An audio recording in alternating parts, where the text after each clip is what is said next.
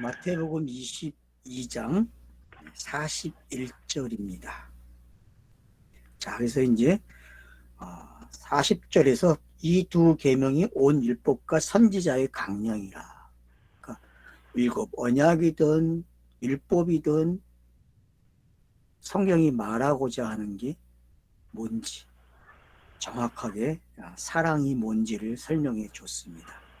이제 그 사랑의 이야기의 결론이 예수께서 물어서 시작하는 게 질문을 합니다. 바리새인들이 모였을 때 예수께서 그들에게 물었다.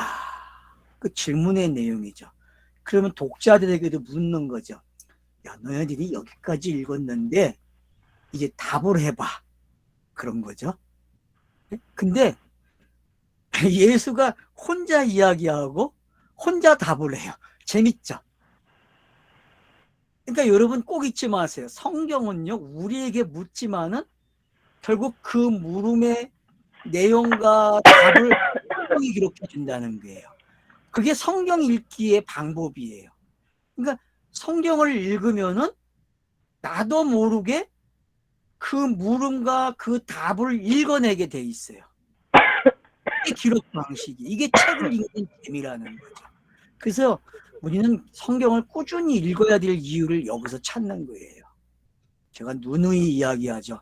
성경을 읽으세요. 성경을 읽어야 돼요. 안 읽으면 안 일어나요. 자, 그러면 보세요. 그래서 이제 이 질문을 하고 너희는 그리스도에 대해 어떻게 생각하느냐. 아까 우리 성실님이 이렇게 단어를 연결시켜 놨어요. 그죠? 그리고 요 단어 연결을 줄을 그어가지고 지금 어디까지 왔습니까, 이제? 그리스도까지 온 거예요. 천사에서 어디로 왔어요? 네, 그리스도로 왔어요. 자, 그럼 천사의 수준에서 잘 모르니까.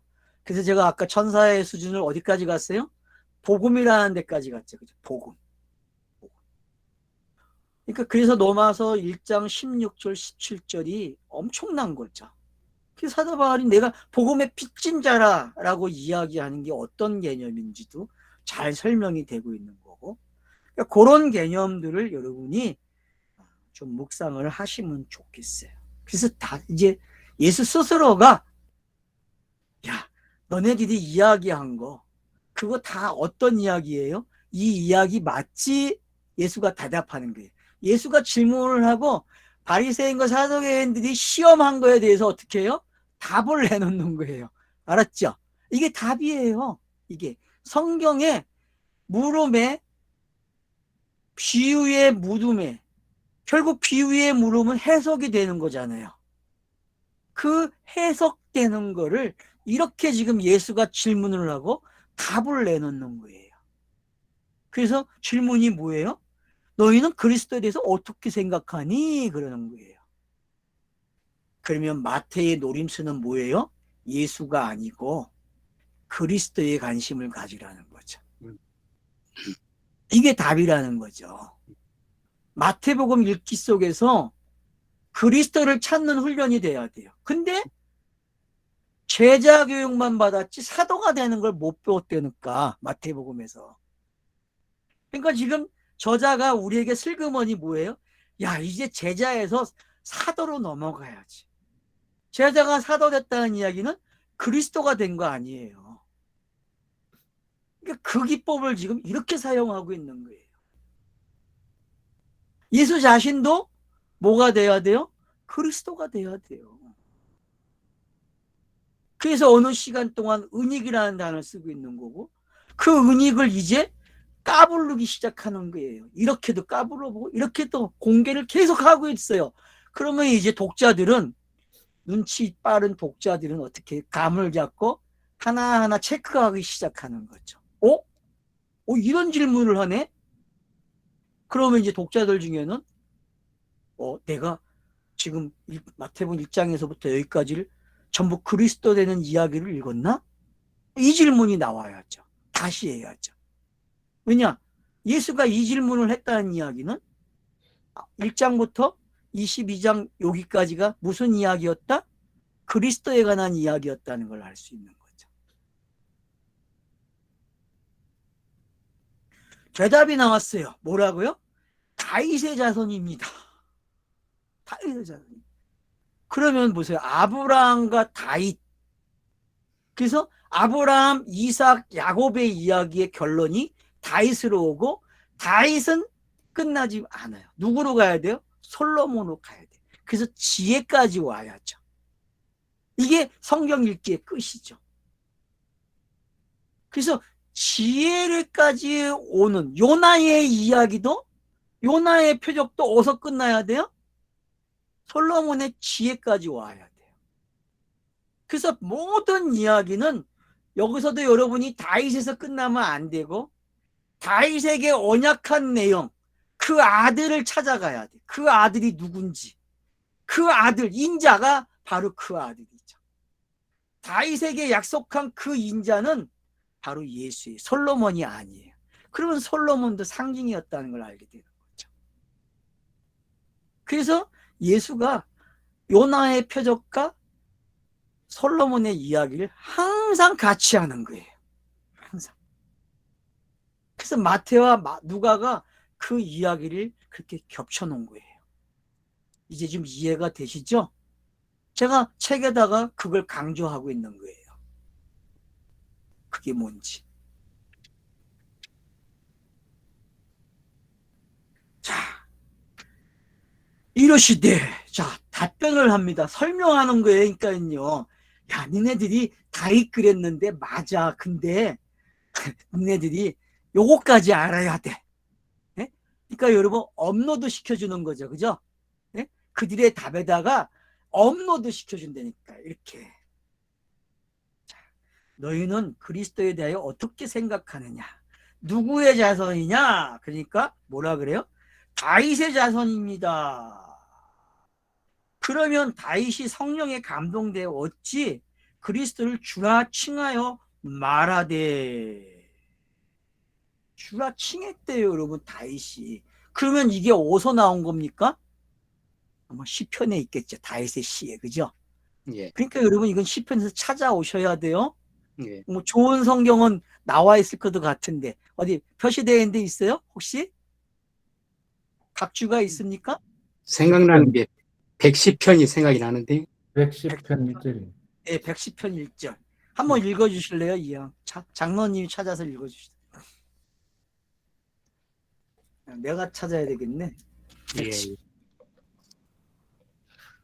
여호와께서 내 주에게 이르기를 그렇게 시작하죠. 네, 내 주. 예. 예. 내 주에게 말씀하시기를 음. 너는 원수가 발등상 되기까지 내 우편에 앉았으라.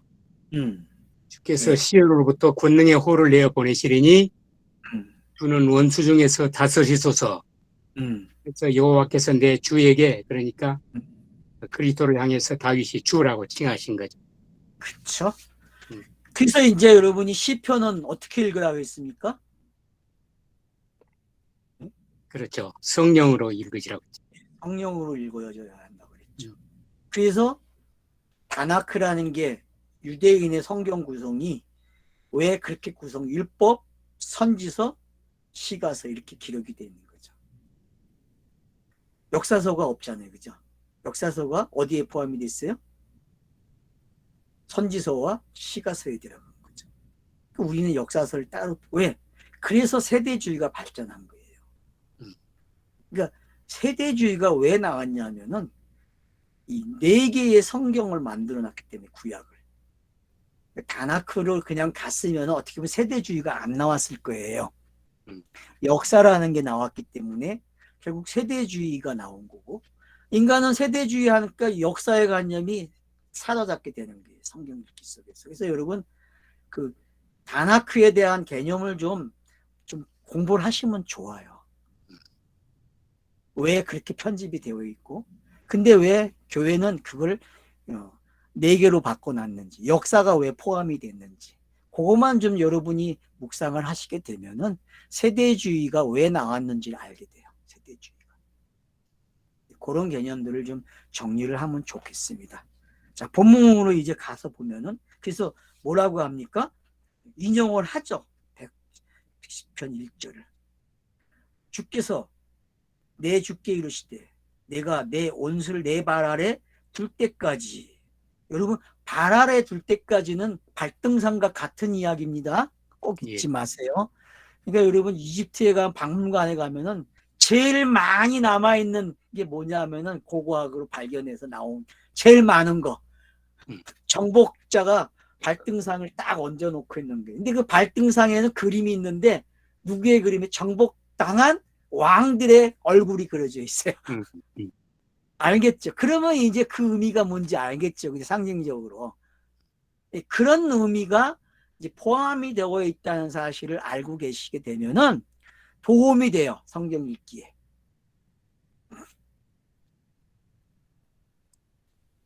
그래서 딱 발을, 우리나라도 그 옛날 집 가면은 발을 올리는 발등상이 있었죠. 그죠? 예? 그거 없으면 종이 와서 어떡합니까? 발등상이 돼야 안 돼요? 발등상이 된다니까. 못된 놈은 그렇게 했잖아요. 실제로. 말에서 내릴 때에도 사람이 가서 발등상이 돼주잖아요.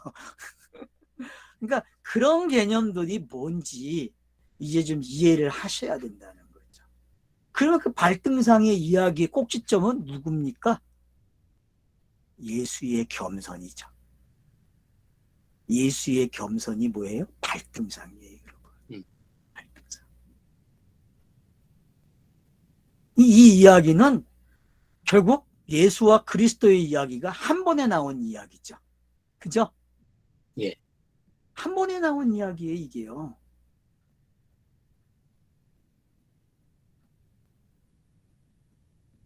이거를 다르게 설명하면 안 돼요, 여러분. 이건 그냥 예수가 그리스도가 되는 이야기예요, 그냥. 아멘.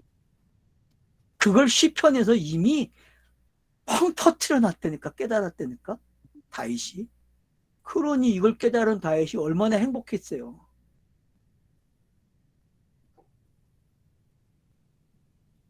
다윗이 그리스도를 주라 칭하였은지 어찌 그의 자손이 되겠느냐. 그러니까 성경 읽기는 크로노스로 하면 안 돼 그러는 거죠. 그죠? 역사를 읽지 마 그러는 거죠. 맞죠? 역사를 읽으면 안 된다는 거예요. 세대를 읽으면 안 돼요. 그래서 신학자들도 성경을 세대로 읽지 말라 그러고 역사를 읽지 말라 그래요. 근데 공부하는 방법에는 역사가 있어요. 꼭 들어가요. 그러니까 아이러니죠. 못 벗어나는 거예요. 못 나요.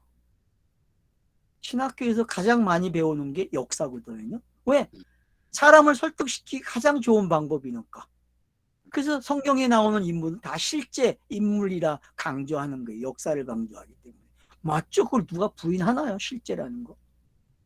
근데 그 실제들이 다 누구를 상징하고 있어요? 예수가 왜 와야 되고 왜 그리스도가 돼야 되는지를 상징적으로 설명하는 사람들이잖아요. 역사지만 거기까지 신학이 못 가르친다는 거죠. 그 모형론이라는 책도 있지만 모형론이라는 책이 명쾌하게 설명을 못해요. 이런 부분을요. 되게 어렵게 만든다니까요. 그 책을 읽으면은.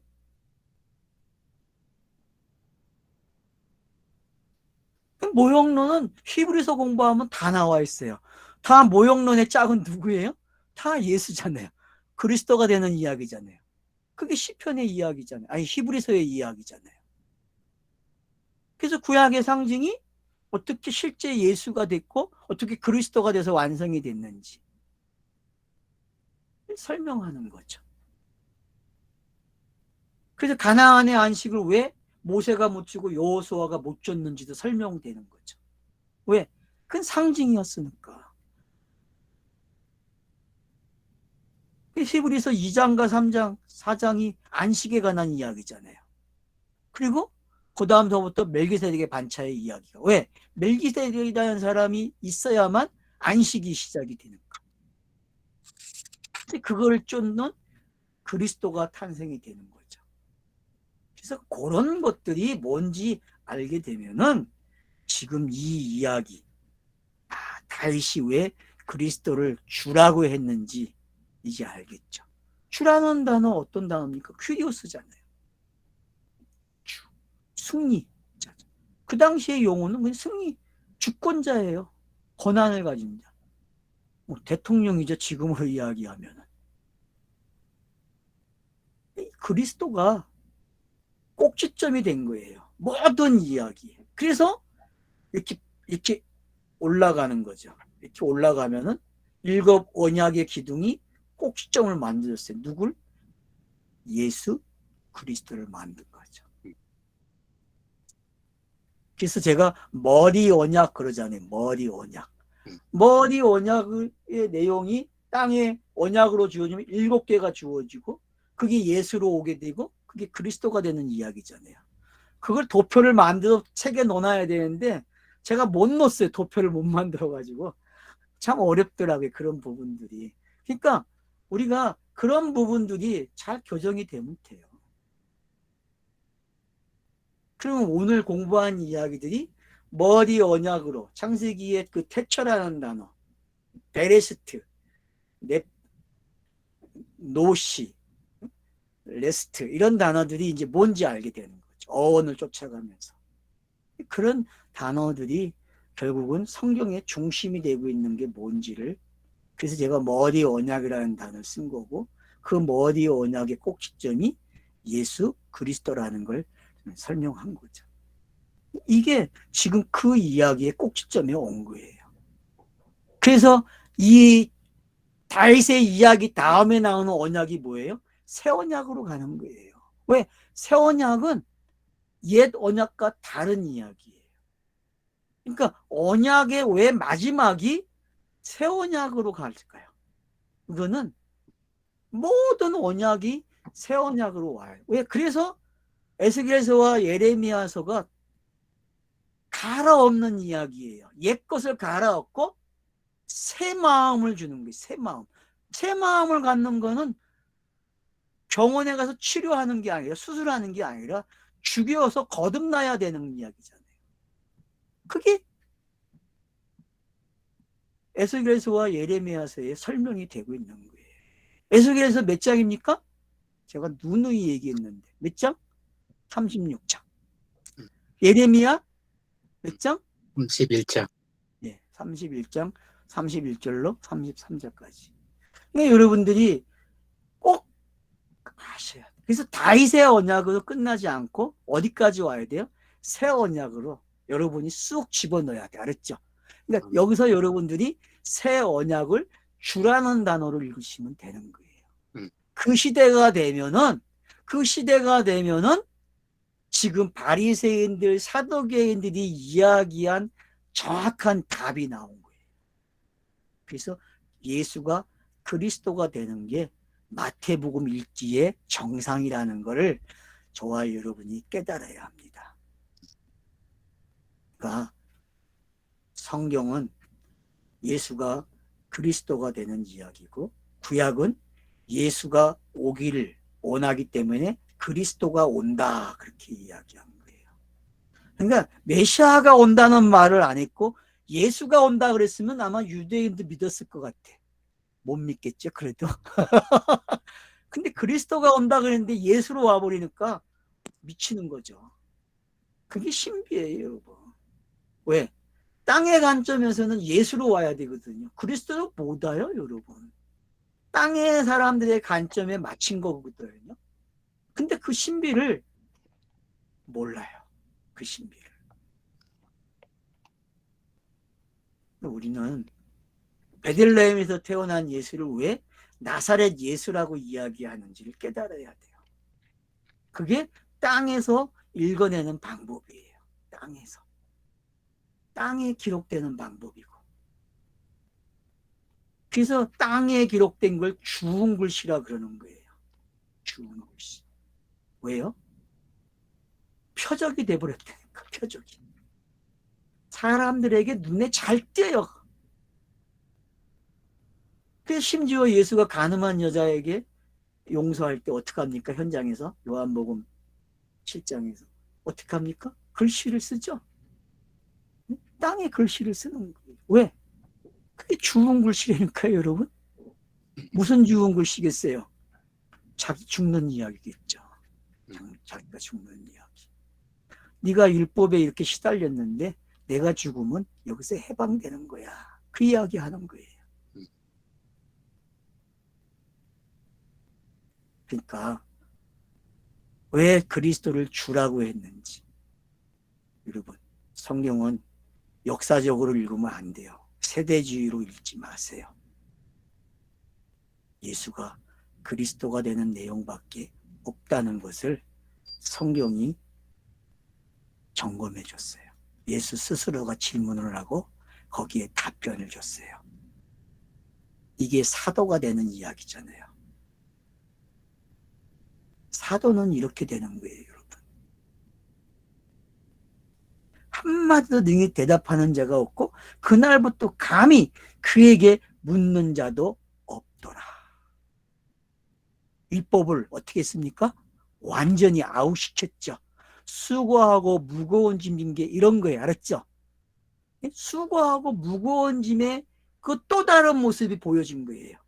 아, 입을 닫아버려요. 입을 닫았다는 이야기는 뭐예요? 몽학 선생의 일이 끝났다 그러는 거예요. 율법의 일이 끝난 거죠. 그래서 22장이 결혼으로 시작해서 결혼식의 비유로 시작해서 여기까지 온 거예요. 그리스도로 온다니까요. 이제 바리새인과 사두개인들에게 고맙다는 말이 나오죠. 네. 저것들 때문에 성경 읽기가 안 돼 그랬는데 얼마나 고마운 분들이에요. 그분들이 있기 때문에 성경 읽기가 쉬워지는 거예요.